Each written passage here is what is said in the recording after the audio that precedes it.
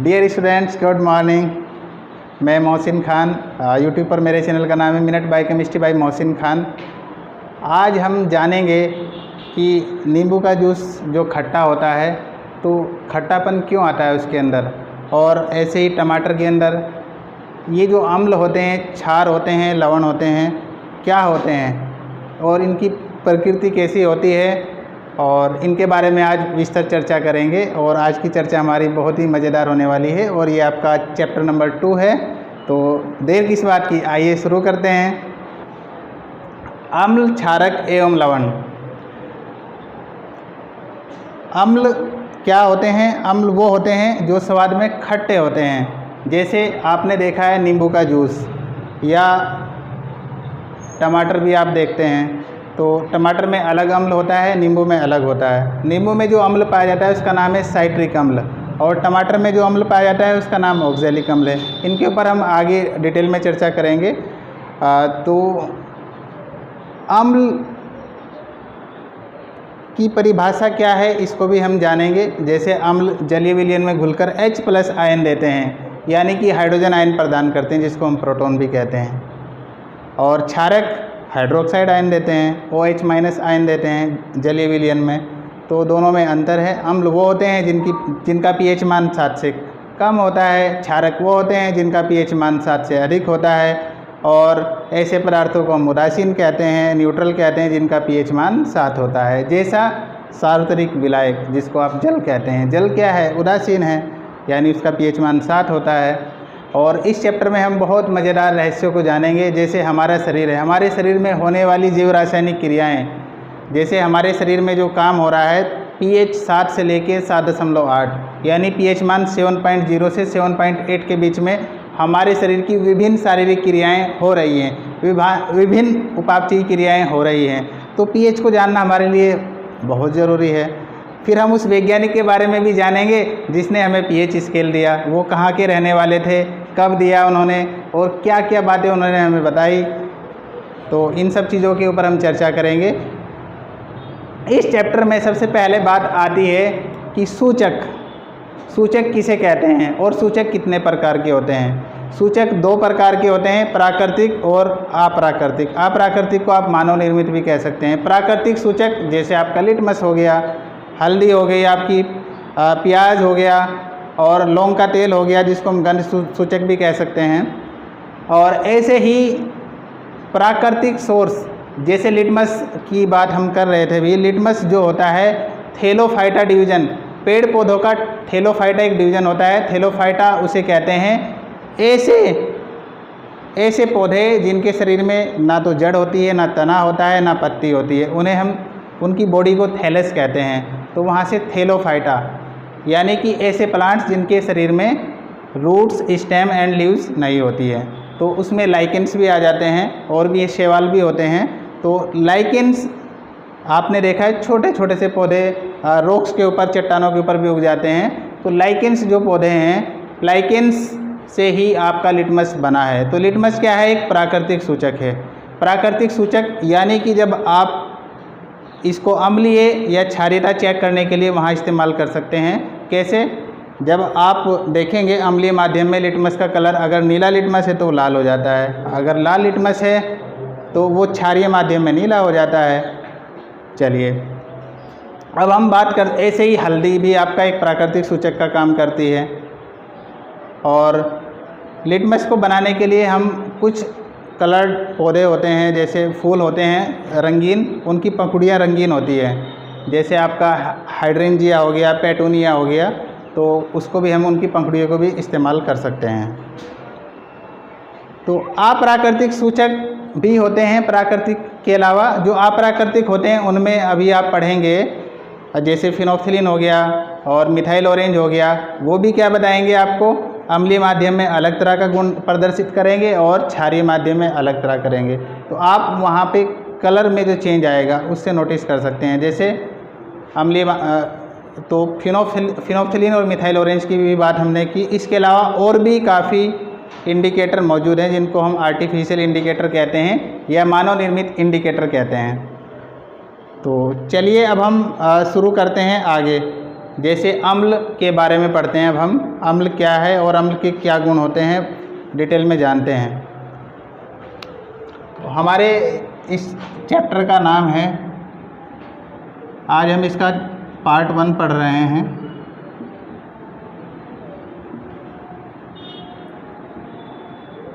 अम्ल, एसिड, क्षारक व लवण। क्षारक को हम बेस कहते हैं इंग्लिश में।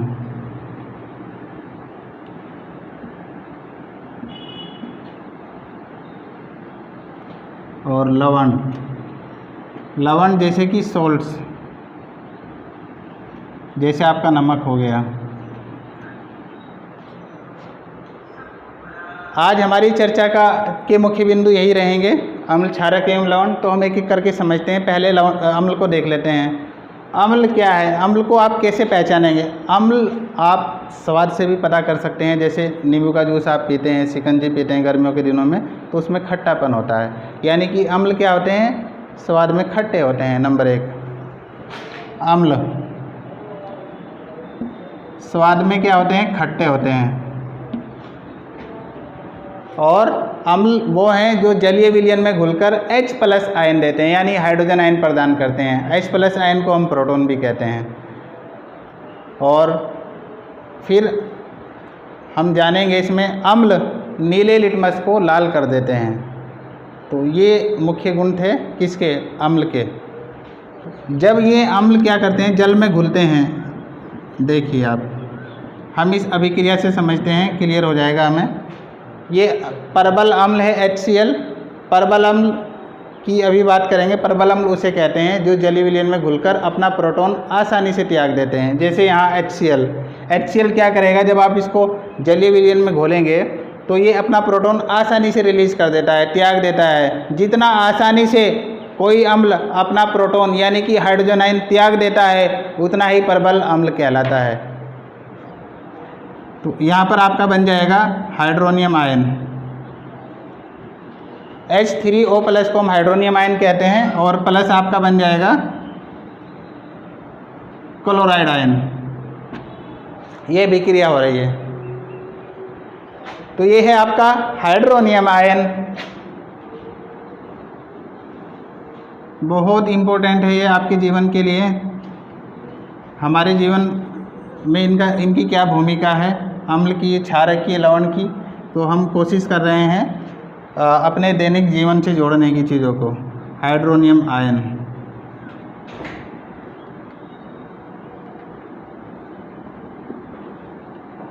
चलिए, ये जो है हाइड्रोनियम आयन, H+ को हम प्रोटॉन बोलते हैं और इसको हाइड्रोनियम आयन हम कहते हैं। H3O+ को हाइड्रोनियम आयन, इसको प्रोटॉन कहते हैं।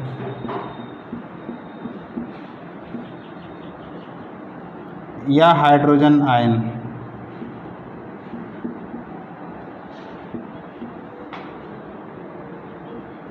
H3O+ अभी आपने देखा हाइड्रोनियम आयन होता है।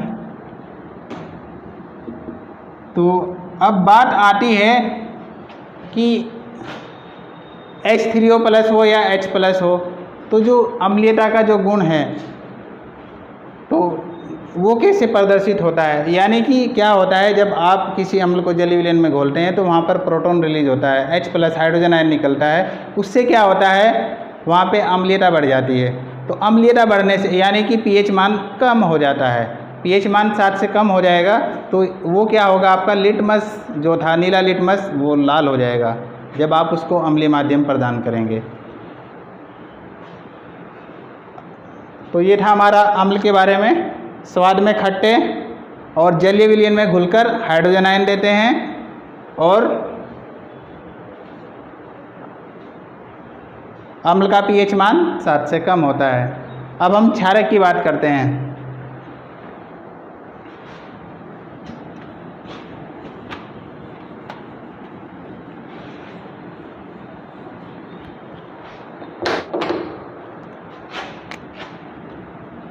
यानी कि बेस।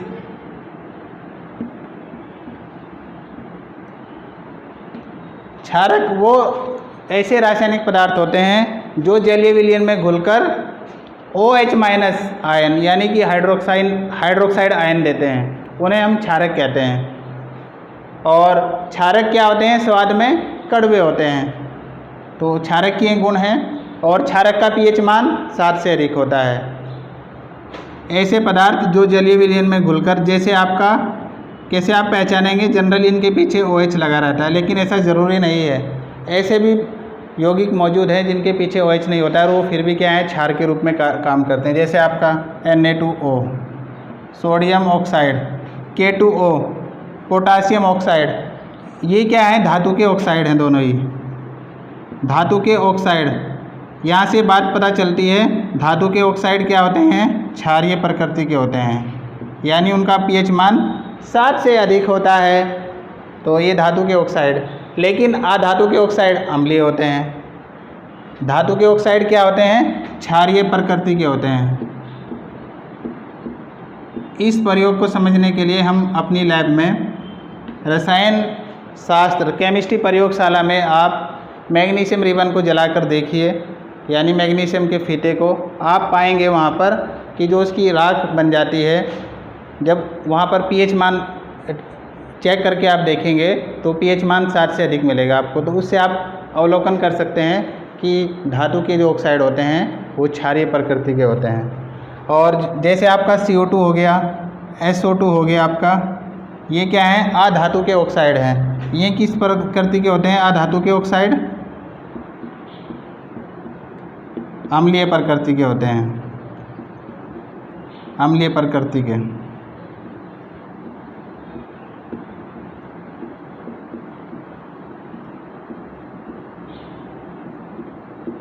तो अधातु के ऑक्साइड अम्लीय और धातु के ऑक्साइड क्षारीय। हम आसानी से अपनी लैब में भी चेक कर सकते हैं pH मान को।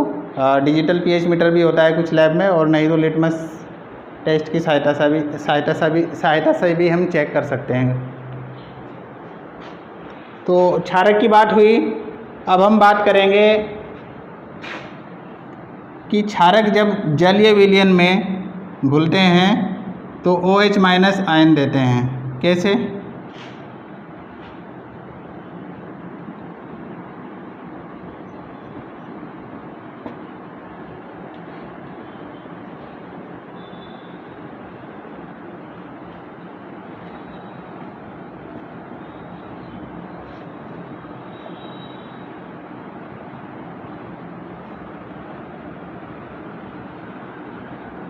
तो जलीय विलयन में घुलकर आपके क्षारक क्या देंगे? OH minus ion.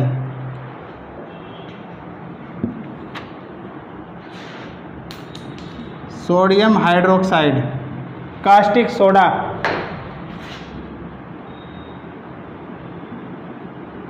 जलीय विलयन में घुलकर आपका OH माइनस आयन यानी कि हाइड्रोक्साइड आयन प्रदान करता है। ये एक परबल क्षारक है। NaOH को परबल क्षारक इसलिए कहा है, जब आप इसको जलीय विलयन में घोलते हैं तो ये क्या है? बहुत आसानी के साथ अपना हाइड्रोक्साइड आयन त्याग देता है, छोड़ देता है, इसलिए इसको हम क्या कहेंगे? परबल क्षारक। NaOH sodium hydroxide, caustic soda, ये वही है कास्टिक सोडा जो आप रोज़ाना आपके जीवन को प्रभावित कर रही है और हमारे घरों में भी मौजूद रहती है हर वक्त। साबुन, आपकी साबुन बनाने में हम इस कास्टिक सोडा का उपयोग करते हैं। तो कास्टिक सोडा क्या है? एक परबल क्षारक है जिसका pH मान 7 से अधिक होता है। तो ये आसानी से क्या करता है? जलीय विलयन में अपना हाइड्रोक्साइड आयन रिलीज कर देता है, छोड़ देता है। तो आपका, और इसी के कारण, इस हाइड्रोक्साइड आयन के कारण ही क्षारीय गुण आता है। इस हाइड्रोक्साइड आयन के कारण ही इसकी सांद्रता को ही हम क्षारीयता के रूप में देखते हैं, क्षारीयता के रूप में। अभी हम एक फॉर्मूला देखेंगे तो उसमें हम जानेंगे चीज़ों को कि क्षारीयता और अम्लीयता की माप। अभी थोड़ा सा लवण के बारे में भी देख लेते हैं। लवण किसे कहते हैं? लवण क्या होते हैं? उदासीन प्रकृति के होते हैं लवण।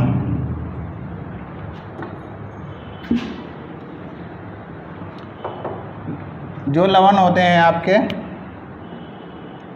लवण जिनको हम सोल्ट कहते हैं इंग्लिश में, जैसे आपका NaCl, KCl, MgCl2, CaCl2, ये सब लवण के उदाहरण हैं। NaCl, KCl, MgCl2, ये सब लवण हैं। लवण क्या होते हैं? उदासीन प्रकृति के होते हैं, यानी इनका नेचर उदासीन होता है। लवण भी हमारे जीवन को काफ़ी प्रभावित करते हैं। ये सोल्ट्स हैं, सोल्ट्स का हमारे जीवन में काफ़ी योगदान है। जैसे आपका NaCl हो गया, NaCl को कॉमन सोल्ट बोलते हैं, टेबल सोल्ट बोलते हैं। नमक जो आपकी रसोई में होता है, जो खाना बनाने में, ये है सोडियम क्लोराइड। ये हो गया पोटासियम क्लोराइड, मैग्नीशियम डाइक्लोराइड। चलिए अब हम देखते हैं कि जो अम्लीयता है, क्षारीयता के जो गुण हैं वो कैसे आ रहे हैं, चीज़ें कैसे हो रहा है। सर सोरेनसन जो कि डेनमार्क के रहने वाले थे, उन्होंने हमें मिशनों में एक pH स्केल दिया, जिसमें उन्होंने बताया कि pH का जो मान है 0 to 14 तक होता है, इस रेंज में होता है। इसी को हम pH स्केल कहते हैं। सोरेनसन एक बायोकेमिस्ट थे, डेनमार्क के थे, डेनिश बायोकेमिस्ट थे वो। तो उन्होंने दिया हमें, उन्होंने ये बताया फिर कि जो अम्ल होते हैं उनका pH मान 7 से कम होता है, जो क्षारक होते हैं उनका pH मान 7 से अधिक होता है, और जो आपके न्यूट्रल होते हैं, उदासीन होती हैं पदार्थ, वो उनका pH मान 7 होता है। तो pH स्केल हमारे लिए काफ़ी महत्वपूर्ण है जानना, और pH का हमारे जीवन में बहुत महत्व है। जैसे आप देखेंगे कि हमारे जो दांत है, दांत की जो बाहरी आवरण है, परत है, उसको हम इनेमल कहते हैं। इनेमल ही वो परत है, इनेमल वो पदार्थ है जो कि हमारे शरीर का सबसे कठोर पदार्थ है। क्या होगा बच्चों अगर हमारे दांत के अंदर pH मान क्या हो जाए? अगर हमारे मुंह के अंदर pH मान 5.5 से कम हो जाए तो क्या है, दांतों का क्षय होने लगता है, इनेमल नष्ट होने लगता है। तो उससे इनेमल जब खराब हो जाता है, दांतों की चमक पे भी फर्क पड़ता है। इनेमल की वजह से ही, इनेमल अगर सही होगा तो हमारे दांतों की चमक बरकरार रहती है। तो इनेमल खराब हो सकता है, यानी दांतों का अक्षय होने लगता है pH मान 5.5 से कम अगर हो जाए। क्या होता है, जब आप भोजन खाते हैं तो अगर आप ब्रश नहीं करते हैं खाने के बाद, तो उसमें जो भोजन के जो कण रह जाते हैं हमारे दांतों के अंदर, तो भोजन में हमारी शर्करा, कार्बोहाइड्रेट वगैरह भी होते हैं, तो जो बैक्टीरिया वगैरह होते हैं वो उनको अपना भोजन बनाते हैं, उन पे जो वो करते हैं, उपापचयी क्रिया करते हैं। तो उपचयन के बैक्टीरिया क्या करते हैं, वहाँ उपचयन कर देते हैं, और उससे क्या होता है, जो कार्बोहाइड्रेट जैसे शर्करा वगैरह चीनी के रूप में हो, तो वहाँ पर क्या होता है, अम्लीय माध्यम, अम्लीयता लेके आते हैं, फिर अम्लीय बना देते हैं उस माध्यम को। तो उससे क्या होता है, pH मान कम होने लगती है। अगर 5.5 से कम हो जाए तो हमारे दांतों का अक्षय होने लगता है। इसीलिए अब बात आती है इस समस्या से कैसे बचा जाए, तो उसको भी जान लेते हैं। तो इसलिए डॉक्टर सलाह देता है कि अब आप क्षारीय युक्त दंत मंजन का इस्तेमाल करें, यानी ऐसे दंत मंजन का इस्तेमाल करें जिसमें बेस मिलाए गए हों, यानी क्षारक मिलाए गए हों, उनका इस्तेमाल करिए। उससे क्या होगा कि क्षारीय गुण वाला जब आप टूथपेस्ट इस्तेमाल करेंगे तो वो क्या करेगा, pH मान जो कम हो गया था उसको बढ़ा देगा। तो क्षारीयता जब बढ़ने के कारण क्या होगा, आपका जो ये दांतों का अक्षय हो रहा है वो कम होने लगेगा। तो क्षारीय युक्त दंत मंजन की सलाह डॉक्टर के द्वारा दी जाती है इस समस्या से बचने के लिए। तो ऐसे हम ठीक रह सकते हैं। दूसरी बात आती है, जैसे आपकी कि pH है क्या, pH हाइड्रोजन आयन की सांद्रता, कोई किसी विलयन में हाइड्रोजन आयन की क्या सांद्रता है, उसी को ही हम pH कहते हैं। सांद्रता जिसका मात्रक मोल पर लीटर होता है। तो हम देखेंगे उसका एक सूत्र भी है, pH इज इक्वल टू होता है minus log H ion concentration. ये है आपका pH। तो pH का सूत्र ये है, pH कैसे निकाली जाती है। चलिए, और अभी हमने जाना सर सोरेनसन के मुताबिक pH का जो मान रहेगा 0 to 14 रहेगा, इसी को ही हम pH स्केल बोलते हैं।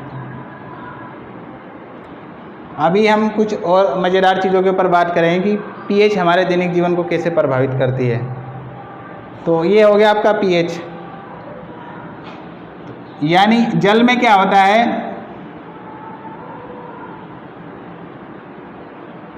जल में जो होता है आपका दो तरह के आयन होते हैं, एक होता है आपका H आयन यानी कि हाइड्रोजन आयन, और एक होता है आपका OH माइनस आयन, ये दो होते हैं। तो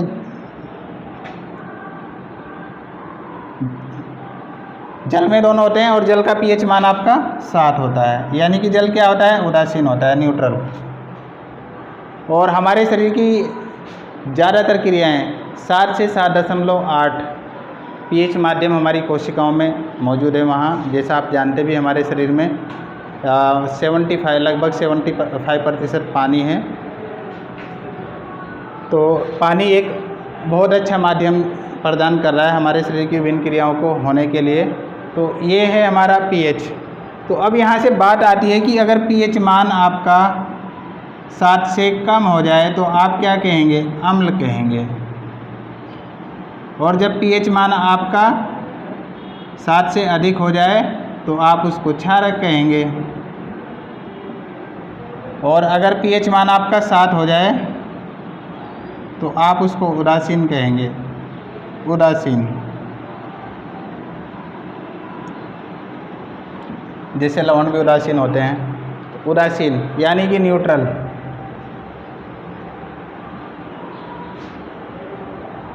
और हमारे शरीर की जो विभिन्न जो पाचन की क्रियाएं, जैसे प्रोटीन का पाचन है वो अम्लीय माध्यम में होता है, आमाशय के अंदर। तो pH का हमारे जीवन से बहुत गहरा रिश्ता नाता है, हमारे दैनिक जीवन से हर जगह। और जैसे हम बात कर रहे थे टूथपेस्ट की, टूथपेस्ट को क्षारीय बनाने के लिए हम बेकिंग सोडे का भी इस्तेमाल कर सकते हैं। बेकिंग सोडा क्या करेगा, वहाँ पे pH मान को बढ़ा देगा, 7 से अधिक कर देगा। तो उससे क्या होगा, जो बैक्टीरिया के गलने सड़ने से जो दुर्गंध वहाँ उत्पन्न हो रही थी, अम्लीयता जो आ रही थी, वो कम हो जाएगी। तो देखिए बेकिंग सोडा वही है जिसको आप रसोई का सोडा भी कहते हैं। सोडियम हाइड्रोजन कार्बोनेट या sodium bicarbonate NaHCO3 baking soda. तो बेकिंग सोडा भी आप मिला सकते हैं टूथपेस्ट में उस समस्या से बचने के लिए। चलिए अब हम बात करते हैं बच्चों, आपने देखा है कि कई बार आप भोजन अधिक खा लेते हैं और कुछ भोजन आपका अपचित रह जाता है, तो फिर क्या होता है, उससे एसिडिटी बन जाती है, यानी वहाँ पर अम्लीयता उत्पन्न हो जाती है, अम्लीयता की समस्या आ जाती है, गैस कहते हैं जिसको आप, एसिडिटी बन जाती है। तो अब बात आती है कि इस एसिडिटी की समस्या को कैसे दूर किया जाए। तो रसायन शास्त्र आपके जीवन के विभिन्न पहलुओं में कैसे योगदान दे रहा है, तो आप देखेंगे वहाँ पर एक यौगिक होता है जिसको मैग्नीशियम हाइड्रोक्साइड बोलते हैं, यानी मिल्क ऑफ मैग्नीशिया। ये क्या काम करेगा, उस एसिडिटी को कम कर देगा। इसकी टैबलेट भी आती है केमिस्ट शॉप पर, जब आप जाएंगे तो एंट एसिड के रूप में काम करता है। एंट एसिड ऐसे रासायनिक पदार्थों को कहते हैं जो अम्लीयता को कम करते हैं, यानी एसिडिटी की समस्या को दूर कर देते हैं, उन्हें हम एंट एसिड कहते हैं। जैसे एंट एसिड का उदाहरण है आपका मिल्क ऑफ मैग्नीशिया, जिसको हम मैग्नीशियम हाइड्रोक्साइड बोलते हैं। मैग्नीशियम हाइड्रोक्साइड ये काम कर रहा है आपका एंट एसिड के रूप में।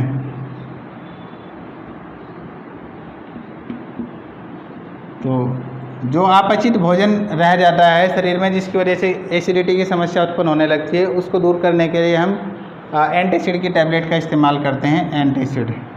इसका कॉमन नाम है मिल्क ऑफ मैग्नीशिया भी कहते हैं हम इसको।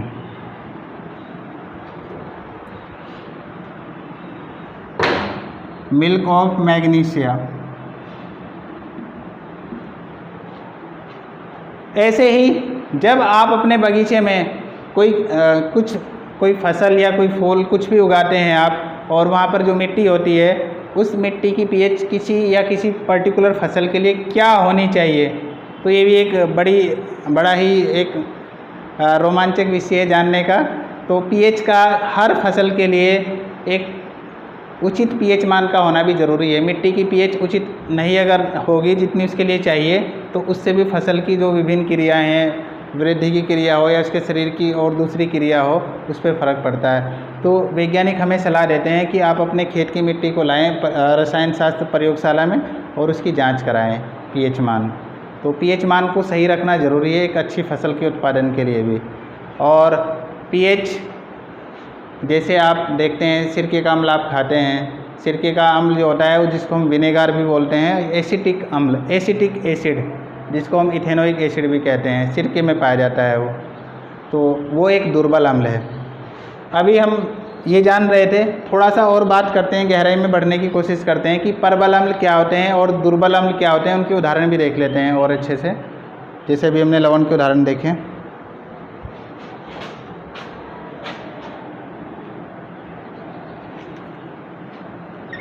तो पीएच स्केल सोरेनसन ने दिया था। प्रबल अम्ल, प्रबल अम्ल को हम इंग्लिश में स्ट्रॉन्ग एसिड कहते हैं। प्रबल अम्ल की परिभाषा, प्रबल अम्ल उन्हें कहते हैं ऐसे रासायनिक पदार्थ जो जलीय विलयन में घुलकर बहुत आसानी से अपना प्रोटॉन त्याग देते हैं, हाइड्रोजन आयन को छोड़ देते हैं, उन्हें हम प्रबल अम्ल कहते हैं। उदाहरण बहुत हैं, जैसे आपका HCl हाइड्रोक्लोरिक अम्ल, H2SO4, H2SO4 सांद्र H2SO4 यानी concentrated sulphuric acid is the strongest acid, सबसे प्रबल अम्ल होता है H2SO4, जिसको हम किंग ऑफ केमिकल भी कहते हैं, यानी अम्लों का राजा, या ऑयल ऑफ विट्रियोल भी कहते हैं, किसको? H2SO4 को। और इसके अलावा और भी हैं प्रबल अम्ल, आपके HNO3 हो गया जिसको आप नाइट्रिक अम्ल कहते हैं, फॉर्मिक अम्ल हो गया आपका जो चींटी के डंक में पाया जाता है, फॉर्मिक अम्ल, फॉर्मिक अम्ल जिसका IUPAC नाम है मेथेनोइक अम्ल। अगले चैप्टर में हम कार्बन एवं उसके यौगिक में पढ़ेंगे IUPAC नोमेनक्लेचर के बारे में, तो फिर मैं आपको बताऊंगा कैसे करते हैं IUPAC नोमेनक्लेचर। तो ये हो गया मेथेनोइक अम्ल, यानी कि फॉर्मिक अम्ल जो चींटी के डंक में पाता है, नेटल के डंक में भी यही होता है। लगभग यहाँ आकर ये चैप्टर करीब करीब समाप्त हो जाता है और काफ़ी विस्तार चर्चा हमने की। उम्मीद करता हूँ आपको ये वीडियो काफ़ी पसंद आएगा और इस चैप्टर की जो चीज़ें बाकी रह गई हैं या इसकी क्वेश्चन एंड आंसर हैं तो अगले लेक्चर में हम बिल्कुल मिलेंगे। तब तक आप सभी का बहुत बहुत धन्यवाद। Thanks to all.